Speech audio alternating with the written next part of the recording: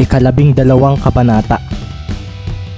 Pagdating sa totoong laban, huwag ninyong mamaliitin ang inyong kalaban dahil kahit nasa inyo na ang mas mataas na antas ng aura, may posibilidad pa rin na matalo nila kayo. Seryosong winika ni Sir Shin sa kanyang mga estudyante.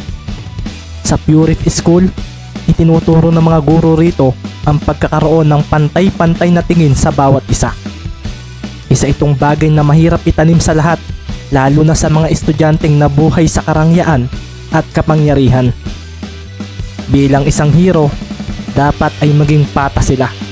Sa tunay na buhay sa labas, bibihirang mapansin ng mga taong may mahinang aura at ito ang gusto nilang maialis sa isip ng mga pumapasok sa paaralang ito. Oo, sa panahong ito, nararamdaman pa rin ng lahat na mas prioridad ang mga mas malalakas pagdating sa pagtulong, ngunit ang Purif City ang may pinakakakaunting bilang ng mga bayani at halos karamihan ng mamamayan dito ay mga nagtataglay ng mahinang level ng aura.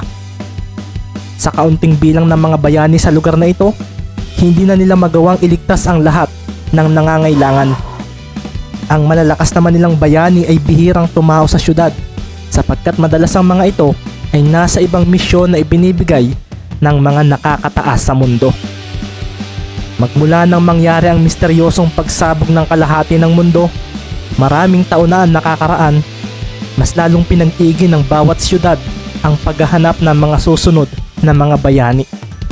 Hindi man nila alam ang mangyayari o posibleng maganap, tila may kung anong bagay naman silang pinaghahandaan. Isang prediksyon na hindi nila alam kung ito ba ay talagang mangyayari sa hinaharap. Maging handa. Ito ang dalawang salitang nasa isip ng bawat bayani at ng bawat lugar sa natitirang bahagi ng daigdig. Sa paaralang ito, ihahanda namin kayo. Gagawin namin kayong malakas. Iilan lamang kayo kaya dapat ay mas pagbutihin naming mga guro ang pagtuturo sa inyo. Seryosong sinabi ni Sir Shin. Muli siyang pumitik sa hangin at ang lahat ay bumalik sa loob ng silid-aralan. Nakaupo na muli sila sa kani-kanilang upuan. Luke, okay ka na? Tanong ng guro sa binata na nakaupo sa unahan. Nilapitan niya ito at nginitian. Malakas ka, Luke. Isa kang Manchester. Pero sana, huwag mong mamaliitin ang mga kasama mo rito. Isa pa. Napayuko naman si Luke. Nasa isip nito ang inis at hindi niya matanggap ang nangyari kanina. Hindi niya akalaing maiisahan siya ng isang violet aura. Pakiramdam niya ng mga sandaling iyon ay napakawala niyang kwenta. Lahat kayo para sa akin ay pantay-pantay. Wala akong kinikilalang mas malakas sa inyo. Pwede ninyong matalo ang isa't isa at lahat kayo ay may kakayahang maging bayani ng syudad na ito. Seryoso pang sinabi ng kanilang guro habang tinitingnan ang bawat isa. Tatanungin ko kayong lahat, gusto ba ninyong maging bayani? Gusto ba ninyong iligtas ang mga nangangailangan? Gusto ba ninyong protektahan ng syudad? Ang mundo nating ito? Sabi ni Sir Shin. At kumawala muli ang orange aura nito na nagpaliwanag sa loob ng kwartong iyon. Ang mga salita ng gurong iyon ay tila isang enerhiyang pumasok sa isip ng bawat isa. Pagkarinig nila noon ay malakas nilang sinabi na gusto nila. Nagiging hero ako. Seryosong nasa isip ni Claude, Silva at Odessa. Si Speed napangiti matapos iyon. Masaya siyang malaman na ang paaralang ito ay napakaganda ng layunin para sa kagaya nila. Tanging si Speed lang naman ang hindi sumagot sa tanong na iyon ng kanilang guro. Nakatingin lang siya rito at seryosong pinagmamasdan ng aura nito. Isang bagay lang ang tumatakbo sa isip niya ng mga oras na iyon. Gusto kitang makalaban. Natapos ang klase ni Sir Shin at iyon na rin ang pagtatapos ng kanilang klase ngayong araw. 4 na oras na lecture lang iyon. Itinuro ni Sir Shin sa mga estudyante niya ang tungkol sa aura, ang gamit nito at ang antas na mayroon ito base sa kulay. Pagbasehan ninyo ang kulay ng bahaghari. Nasa itaas ang pula, ang pinakamalakas, at nasa pinakababa ang violet. Sir, nagtaas ng kamay si Bruce at seryosong nagtanong sa kanilang guro. Totoo ba na may mga tao nagtataglay ng black at white aura? Tanong nito na nakuha niya mula sa pagbabasa niya. Napatingin din ang halos karamihan sa mga naroon sa kanilang guro. Nabasa rin nila iyon. Kasamahan iyon ng mga kwentong tungkol sa mga demons. Nabasa ko rin iyan sir sa isang libro sa bahay. Ang white aura ay ang kulay na mayroon ang lahi ng angels. At ang black ay ang salahi ng demons. Wika naman ni Enma, isa sa mga estudyanteng mahilig magbasa ng mga kwentong piksyon ng ito'y bata pa. Nginitian naman ni Sir Shin ang lahat. Nabasa na rin niya ang librong iyon. Ngunit sa tagal na niyang nabubuhay at maging ang mga matatanda niyang kakilala ay hindi rin alam kung totoo ito. Wala pang malinaw na ebidensya na may mga taong nagtataglay ng ganitong aura. Ang kwento tungkol sa lahi ng angels at demons, ilan lang ito sa mga istoryang nagpasalin-salin mula noon at nagustuhang basahin ng mga bata at kabataan. Hindi ko masabi, mukhang hindi iyan totoo. Para sa akin kasi, hindi pa naman tayo nakakakita ng ganyang bagay. Kahit ang mga datos na tala ng mga ninuno natin, walang nakalagay na totoo iyan. Kaya para sa akin, hindi nag-i-exist ang bagay na iyan. Seryosong sagot ng kanilang guro. Pero paano sir kung totoo sila? Lalo na ang mga demons. Nagtataglay sila ng iba't ibang klase ng abilidad. At sila ang pinakamasamang nilalang na mababasa sa mga libro. Wika naman ni Lasty na seryosong nakatingin sa kanyang guro. Kung sakali mang totoo sila, siguro dapat mas maging malakas kayo. Sapagkat sino ba ang unang magliligtas sa lahat? Hindi ba tayo? Hindi ba kayo? Sambit ni Sir Shin na nagpaseryoso sa lahat. Si Speed at Beast hindi maiwasang makinig sa konversasyon sa loob ng kanilang silid. Tanging sila lang dalawa ang hindi alam ang patungkol doon. Ni minsan ay hindi pa nakakapagbasa ng libro ang mga ito. Nang marinig nila ang tungkol sa angels at demons, tila may kung ano sa sarili nila ang nagbigay ng interes sa mga ito. Si Beast, wala itong gusto kundi ang maging malakas at malaman ang kanyang kapangyarihan. Wala siyang pakialam palagi sa paligid. Ngunit nang marinig niya ang salitang demon, parang may kung ano sa kanyang sarili ang nagsabing gusto niyang mabasa ang tungkol sa mga iyon. Beast, tayo sa aklatan pagkatapos nito. Mahinang tanong ni Speed sa kaibigan. Inaasahan na rin niyang hindi sasama itong ngunit nagulat siya sa isinagot nito. Interesado ako sa kwentong tungkol sa demons. Sasamahan kita. Winika ni Beast habang nakatingin sa kaibigan. Isang tunog ng alarma ang umalingaw-ngaw sa buong normal area. Ibig sabihin noon ay tapos na ang klase nila sa araw na ito. Ang natitira nilang oras ay para sa paglilibot sa paligid. Malaya silang gawin ng kahit ano basta wala silang lalabagin sa patakaran ng paaralan. Mukhang see you tomorrow na uli. Masaya akong makilala kayong lahat. Sana magkaroon ng saysay ang unang taon ninyo sa akin. Nakangiting wika ni Sir Shin sa lahat. Nag-wave pa ito ng kamay sa lahat at muli itong pumitik sa hangin. Naglaho agad ang kanilang guro. Gutom na ako. Wika sa sarili ni Sir Shin matapos iyon.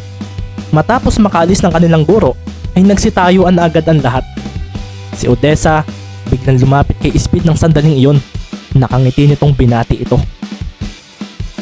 Ang galing mo Speed. Odessa nga pala. Nakangiting wika ng dalaga na iniabot agad ang kanang kamay para sa pakikipagkamay. Napatingin naman si Speed sa dalaga. Napansin niya ang matulis sa tainga nito. Isa kang elf, tama? Tanong ni Speed at bahagyang nahiya ang dalaga. Sandali ring napatingin ng mga kaklase nila sa unahan dito. Napansin na rin nila iyon. Ang mga elf ay isang lahi na naiiba sa normal. Pero ang lahi ng mga ito ay malapit nang maubos dahil nahirapan silang magpalahi sa nakalipas na mga panahon. Sinasabi rin na marami sa lahi nito ang namatay ng panahong naglaho ang kalahati ng mundo. Oo, isa akong elf, nakayukong wika ng dalaga. Si Beast, pasimpleng pinagmasdan ng dalaga. Naiiba nga ang balat nito kumpara sa kanila. Masyado itong makinis pero hindi naman sobrang puti. Tila ba hindi ito nagkakaroon ng kung anong tumutubo sa balat lalo na sa mukha nito. Mabilis na kinamayan ni Speed si Odessa at tumayo siyang may ngiti at galak. Ayos, totoo pala ang elf clan. Anong ability mo? Masiglang tanong ni Speed sa dalaga na bigla namang pinamulahan sapagkat halos mapalapit siya sa binata. Ako? Kaya kong lumikha ng 3 klase ng pulbos. Pagsisiwalat nito. Ang ilan sa mga kaklase nila ay nagsialisa na. at tanging ang magkapatid na Enma at Mirai ang natira sa mga Blue Aura users. Lumapit din sila kina Speed. Bumitaw si Odessa sa binata at ngumiti ito. Nabalot ng indigo aura ang kanang kamay nito. Doon ay biglang may maliit na hanging umikot sa palad nito. Unti-unting nagkakulay iyon at nagmukhang mga pulbos. Ang kulay dilaw na pulbos, pamparalisa, wika ng dalaga. Pagkatapos ay nagbago muli ang kulay nito. Ang violet ay para sa lason. Muling nagbago ang kulay noon at naging berde. At ang pampatulog na pulbos. Nakangiting wika ni Odessa kay Speed. Pasimple namang nakatingin dito si Beast at sina Enma. Ganoon din sina Claude at Silva na nasa likuran ng dalaga. Subukan mo nga sa akin kung gagana. Sambit ni Speed na nagpaatras kay Odessa. Huwag na, matagal ang epekto nito sa sinuman. Sabi ni Odessa ngunit mapilit si Speed. Gamit ang kanang kamay, inabot niya ang kamay ng dalaga na may berdeng pulbos. Magtakip kayo ng bibig at ilong. Sambit ng dalaga at sa paghawak ni Speed sa pulbos, ay siya naman itong pagkalat sa hangin. Napatakbo palabas sina Claude at Silva sapagkat alam na nila ang tungkol sa bagay na iyon. Sina Enma at Mirai ay napatakbo rin palabas. Maging si Beast ay ganoon din dahil hindi niya alam kung ano ang pwedeng mangyari sa kanya. Nang mawala na ang pulbos na berde sa hangin, ay dito na nagsipasukan sa loob ang mga ito. Naroon si Odessa na nangingiting hindi habang ginigising si Speed na nakabulagta sa sahig at sarap na sarap sa pagtulog. Ang kulit mo kasi, sambit ni Odessa na sinusubukang gisingin ang binata. Mukhang maganda ang ability mo, biglang sabi ni Mirai na ikinabigla ni Odessa. Sigurado ka? Napatayo ang dalaga at nahiya dahil sinabi iyon ng isang Blue Aura users sa tulad niya. Tama ang kapatid ko, magandang ability iyan pagdating sa laban. Mapapatulog mo ang kalaban, sabi naman ni Enma na biglang ngumiti sa dalaga. Si Beast, nilapitan ng kaibigan at tinapik-tapik ang pisngi nito. Sinubukan niya itong gisingin pero hindi man lang bumukas ang mata nito. Mga isang oras siyang makakatulog, natatabang wika ni Odessa kay Beast. Pagkarinig noon ni Beast, ay umupo na ito sa tabi ng kaibigan. Sandali niyang pinagmasdan ang kanyang mga kasama, lalo na sina Enma at Mirai. Beast, Enma, sabi ni Enma at inilahad nito ang kanyang kanang kamay sa harapan ng nakaupong si Beast. Nakita niya ang ginawa nito kay Basil. Nang lumabas ang green aura ng kasama niyang iyon, wala na siyang naisip na gawin kundi ang manood. Pero ang lalaking ito, ang lalaking walang aura na nagngangalang Beast, ni hindi man lang niya nakitaan ng pag-aalinlangan. Magiging malakas kami ni Mirai. Ito ang sinabi niya sa litrato ng kanyang ama na si Kitetsu bago pumunta ng Fury School. Pero paano siya magiging malakas kung sa pagkakita pa lang sa isa sa may mas malakas na aura ay wala na siyang magawa? Napaseryoso tuloy si Enma habang nakatingin kay Beast at ganoon din sa natutulog na si Speed. Gusto ko kayong makilala ni Speed. Nakangiti nitong winika at si Mirai ay nginitian din ang binata. Hindi naman nakipagkamay si Beast, bagkus ay nagsalita na lang ito. Gusto kitang makalaban. Alam kong isa kang malakas na individual, sabi ni Beast na nagpangiti sa magkapatid. Kagaya ito ng ginawang paghamon nito kay Priya noong pagsasala. Bakit gusto mong makalaban ako? Tanong ni Enma sa binata. Dito ay tila may kung anong atmosfera ang bumalot sa dalawa. Gusto kong malaman kung anong kapangyarihan ko. Gusto kong malaman kung lalakas ba ako. Sagot ni Beast na wala man lang pag-aalinlangan. Ngumiti muli si Enma. Sige, tatanggapin ko ang hamon mo. Iyon ay kung makikipagkamay ka sa akin at makikipagkaibigan. Seryosong wika ni Enma. Sina Odessa nagulat sa narinig nila. Isang Blue Aura user ang nakikipagkaibigan sa isang walang aura na individual. Kayo, pwede rin tayong maging magkakaibigan. Hindi maganda kung kayo-kayo lang ang palagi magkakasama. Ano, okay ba sa inyo iyon? Wika naman ni Mirai kina Claude, Odessa at Silva. Makikita sa dalaga na seryoso ito habang baka sa labi ang isang tunay na ngiti. Pagkakita nga ni Claude at Silva sa ngiti ng dalaga ay bigla silang napalunok ng laway. Tila naging isang cute na dalaga ito sa paningin nila matapos iyon. Agad niyang tumango ang tatlo. Tanda iyon ng kanilang pagsang-ayon. Doon nga ay lalong ngumiti si Mirai. Napatayo naman si Beast at mabilis na kinamayan si Enma. Sige, kailan tayo maglalaban? Tanong kaagad ni Beast dito na ikinangiti lalo ni Enma. Okay ba sa iyo bukas? Pagkatapos ng klase? Tanong ni Enma na mabilis na sinang-ayunan ni Beast na hindi man lang nag-isip. Walang pag-aalinlangang tinanggap ni Beast iyon. Ang nasa isip lang niya ay makalaban ng isang blue aura na katulad ng nasa harapan niya ng mga sandaling iyon. Pero kuya, kung isang tagisan, ano ang pinag-aawayan ninyo? Wala naman kayong alitan. Biglang tanong ni Mirai sa kanyang kapatid. Oo nga, paano nga iyon? Wika ni Enma na napatingin sa taas na tila nag-iisip. Kung sino ang mas malakas sa atin. Sambit naman ni Beast na ikinatingin ni Enma rito. Tama ka nga. Isa pa, hindi kita mamaliitin Beast. Nakita ko ang ginawa mo kay Basil. Seryosong sinabi ni Enma at tiningnan din sa mga mata ang binata. Kapag natalo kita, magiging tagasunod kita. Dagdag naman ni Beast na ikinawala ng maaliwalas na itsura ni Enma. Si Mirai ay biglang naglaho ang ngiti matapos marinig iyon. Napakibit balikat din si Enma matapos iyon. Pinagmasdan niya si Beast at tinapik sa balikat. Sige, at kapag natalo kita, sandaling nag-isip si Enma. Ikaw ang magiging tagasunod ko. Seryosong sinabi ni Enma. Ayos na sa kanya ang maging kaibigan si Beast, ngunit tao pa rin siya at hindi niya nagustuhan ang pagiging kampante nito. Ni hindi niya maisip na magiging tagasunod siya ng tulad nitong walang taglay na aura. Sandaling tiningnan niya si Beast at pagkatapos ay umupo na uli ito sa tabi ng natutulog na si Speed. Bukas, pagkatapos ng klase, hihintayin kita sa paglalabanan natin. Wika pa ni Enma at nagpaalam na ang magkapatid sa mga ito. Seryoso silang lumabas. Beast, sigurado ka ba? Malakas si Enma. Anak siya ni Sir Kitetsu. Bulalas ni Claude na lumapit agad dito. Pero Claude, napabagsak niya si Basil. Sabi naman ni Silva na napapaisip din ng mga posibilidad. Susuportahan namin kayo. Kaming tatlo. Magiging tagasunod mo kami. Sambit naman ni Odessa. Sina Claude at Silva nagkatingin na naman matapos iyon. Oo nga, sasamahan namin kayo ni Speed. Bulalas ng dalawa.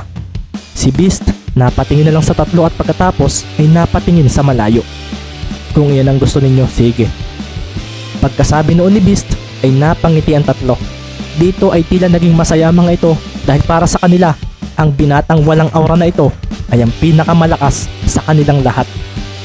Mula naman sa labas ng silid na iyon, isang mahinang hakbang naman ang tila maririnig. Walang nakakakita rito, ngunit kanina pa itong nakikinig sa mga nangyayari sa loob. Magkakaroon ng tagisan bukas? Kailangang mapanood ito ng lahat. Ipapaalam ko ito sa Purif 8. Sabi sa sarili ng estudyanteng iyon, si Rui Kreiser, ang isa sa Purif 8 na may kakayahan ng invisibility. Naglakad na ito palayo at nang makalayo ito, ay unti-unti nang nakita ang katawan nito ng mga nilalampasan nito. Ilang tili ng mga babae ang biglang narinig pa sa paligid. Ang maninilip na si Rui. Bulalas ng mga ito at ang binata ay mabilis na naglakad palayo habang nakangiti na tila walang gagawing mabuti. Ang kwentong ito ay sinulat ko noong November 2020. Inspirasyon ko sa pagbuo nito ang mga anime na gaya ng Black Clover at My Hero Academia. Samahan ninyo akong mag-backread sa pamamagitan ng pag-upload ko rito sa YouTube channel. Nakalimutan ko na kasi ang ilang laman ng kwento. At upang maipagpatuloy ito ang naisipan kong gawin, ang i-upload ito rito.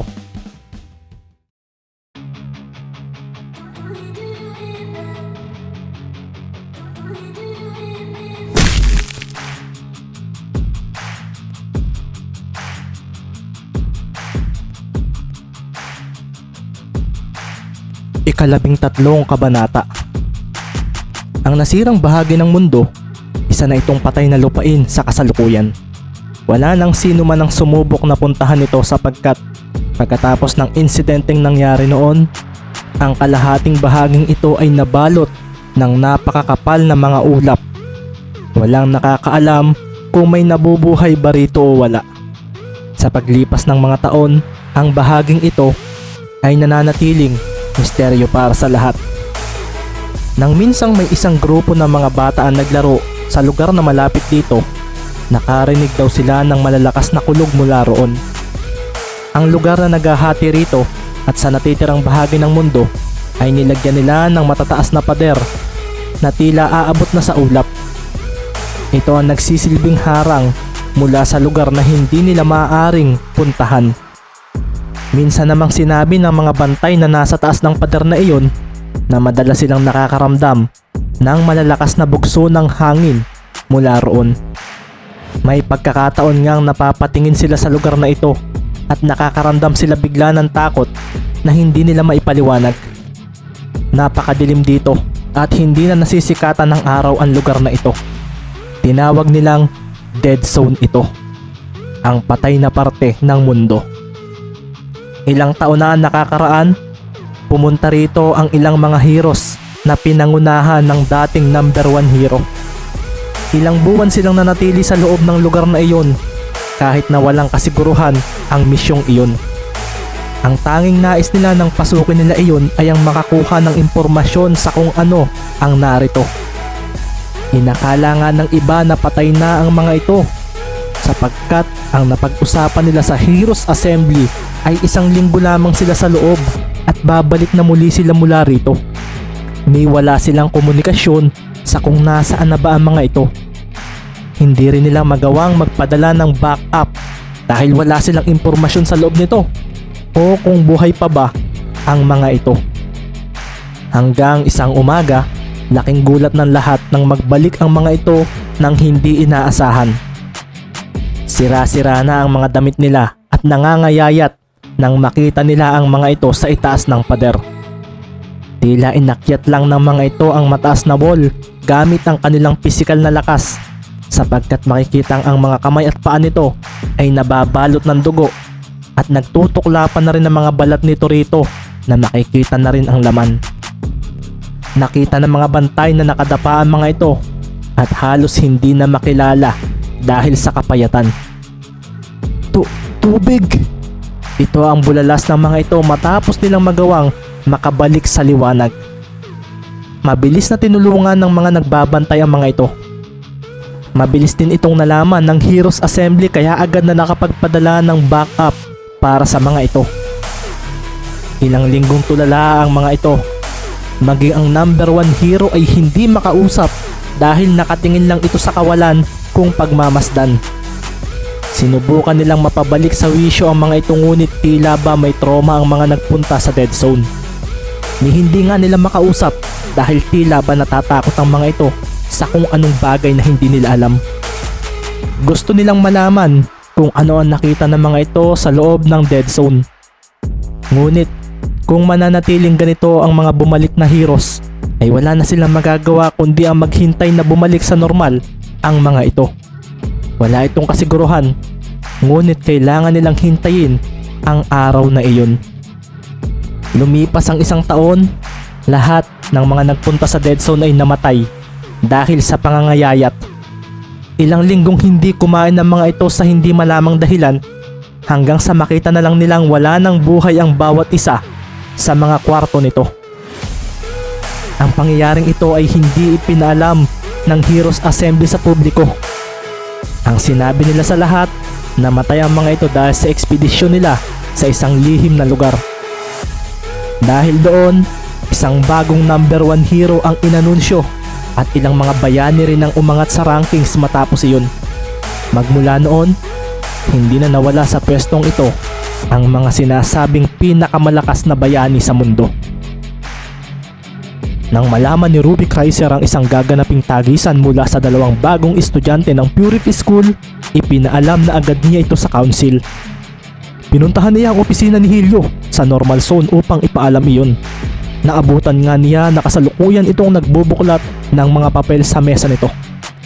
Nasa tabi nito ang alalay at palaging kasamang si Grave Salsis.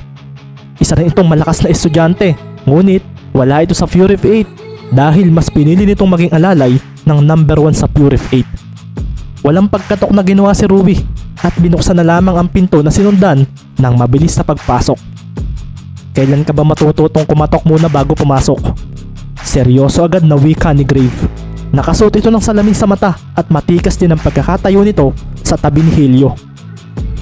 Kalma, hindi ka na nasanay sa akin, Grave. Kita mo ang master mong si Helio, wala lang sa kanya. Nakangiting wika ni Rui na mabilis na umupo sa mesa ni Helio. Napatigil sa pagpirma si Helio matapos iyon. Tiningnan niya ng malamig si Rui. Anong kailangan mo, Kreiser? Sabi nito na humigop ng kape na nasa tabi ng mga papeles na pinipirmahan nito. May gaganaping tagisan bukas mula sa mga first years. Napatigil sandali ang paggalaw ni Helio nang marinig iyon. Isang blue aura ang hinamo ng estudyanteng walang aura.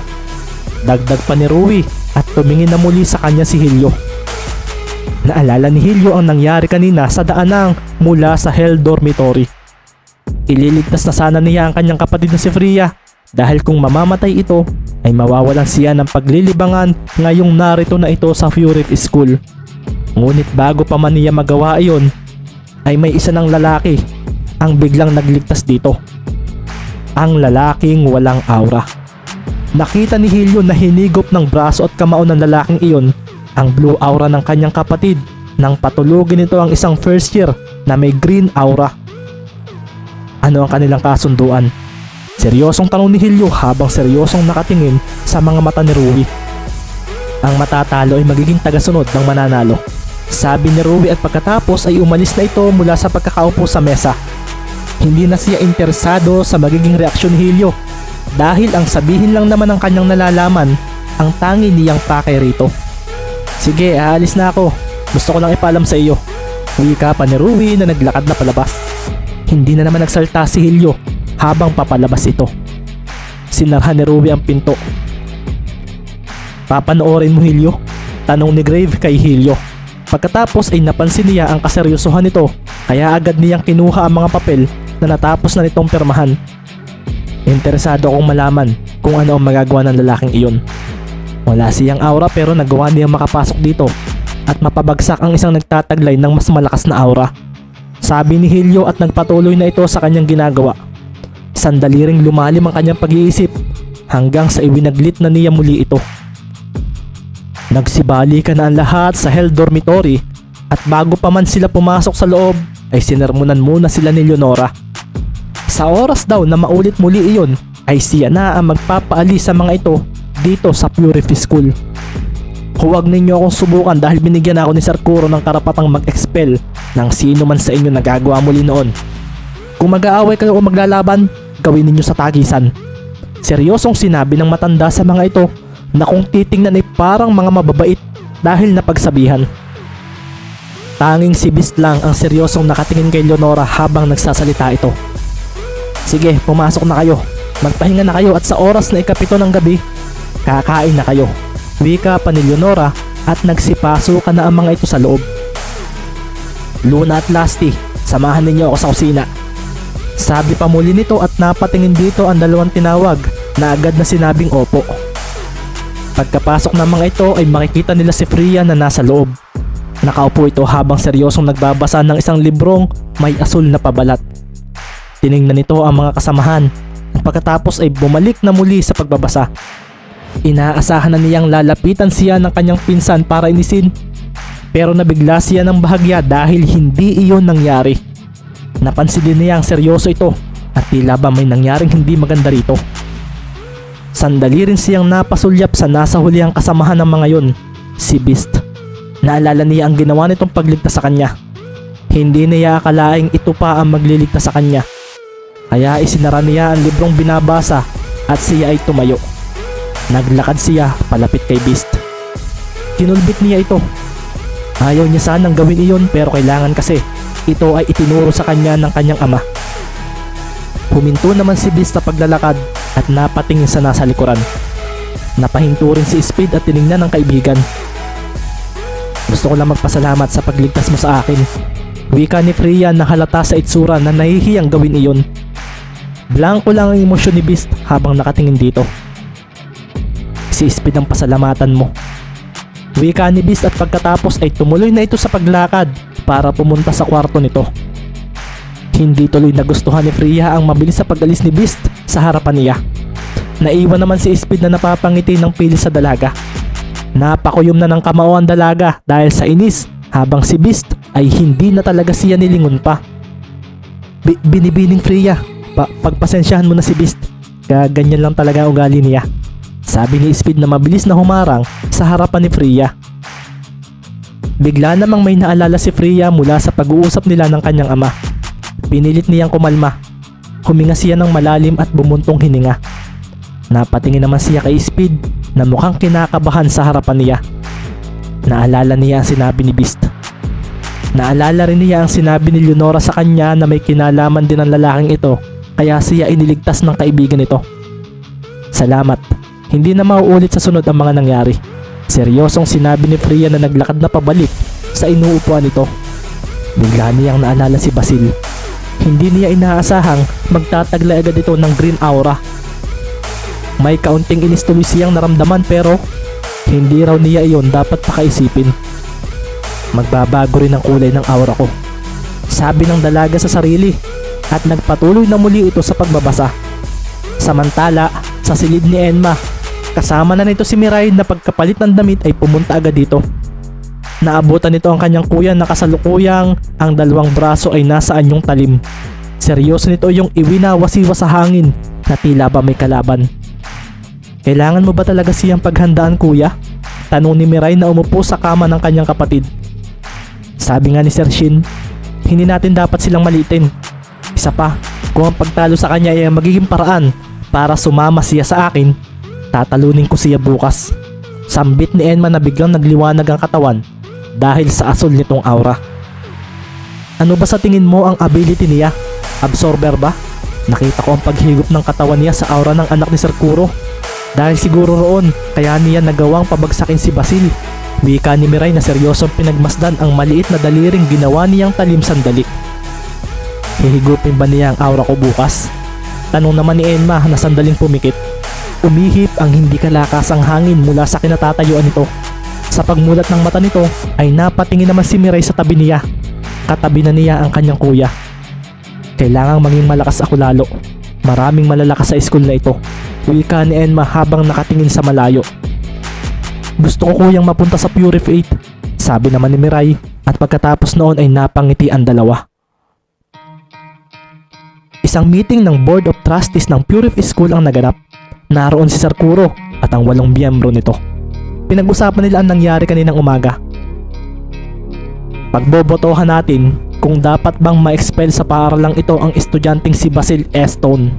Sa inyo ko ibibigay ang desisyon hinggil sa binatang iyon. Wika ni Sir Kuro sa mga kasamahan nito. Dito na nga isa-isang nagtaasan ang kamay ng mga BOT maliban sa isa. Alam na ninyo ang magiging pasya ko. Ako ang nagpasok sa kanya rito. Kaya kung ako masusunod ay gusto ko siyang manatili rito. Seryosong sinabi ng lalaking nakasuot ng pulang tuxedo. May kinuha itong maliit na sigarilyo sa bulsa nito at inilagay sa bibig. Sinindihan niya iyon at pagkatapos ay humithit ng bahagya. Tumayo na ito at pagkatapos ay ibinugan nito ang usok sa gitna ng mesa. Sandali itong tumingin kay Kuro. Mukhang pinal na ang desisyon kaya iuuwi ko na si Basil, sabi nito at pagkatapos ay nagpaalam na ito sa lahat. Lumabas na ito ng silid at pagkatapos ay tumingin sa malayo. Pinuntahan nito si Basil na nasa isang silid sa loob ng lugar na ito. Napatayo agad ang binata nang may nagbukas sa pinto ng silid na pinaglagyan sa kanya. Dito na nga pumasok ang isang lalaking nakapula. Sumama ka sa akin. Hindi ka na maaaring mag-aral sa Purify City. Seryosong sinabi ng lalaking iyon. Hindi ko pa nababawian ang sumuntok sa mukha ko. Ayaw ko pang umalis. Pagtutol ni Basil. Ngunit nang seryoso siyang pinagmasdan ng lalaking iyon, ay agad din siyang naglakad papalapit dito. Kinuha ng lalaki ang cellphone nito at may tinawagan. Leonora, ihanda mo na ang mga gamit ni Basil. Kukunin ko iyan pagdaan namin mamaya riyan. Sabi pa nito at pagkatapos ay pinatay na nito iyon. Seryoso nitong pinagmasdan si Basil na nakatingin sa malayo. Sa muli ninyong pagkikita ng binatang walang aura, gusto kong patayin mo siya. Kaya kailangan mo magpalakas. Magpalakas ka, Basil. Hindi mahina ang beast na iyon. Sa tingin ko ay may natutulog siyang kapangyarihan. Napatingin bigla si Basil sa lalaki matapos niyang marinig iyon. Kaya pala, kung ganoon, kailangan ko pang mas maging malakas. Hindi pwedeng malampasan ako ng tulad niya. Seryosong sinabi ni Basil habang nakatingin sa kausap nito na nakatingin naman sa malayo. Kailangan mo pa nga magpalakas. Mabuti pa'y umalis na tayo. Isasama na kita sa dead zone para doon magpalakas. Sambit ng lalaking iyon na biglang ngumiti na tila may masamang binabalak. Ang kwentong ito ay sinulat ko noong November 2020. Inspirasyon ko sa pagbuo nito ang mga anime na gaya ng Black Clover at My Hero Academia. Samahan ninyo akong mag-backread sa pamamagitan ng pag-upload ko rito sa YouTube channel. Nakalimutan ko na kasi ang ilang laman ng kwento. At upang maipagpatuloy ito ang naisipan kong gawin, ang i-upload ito rito.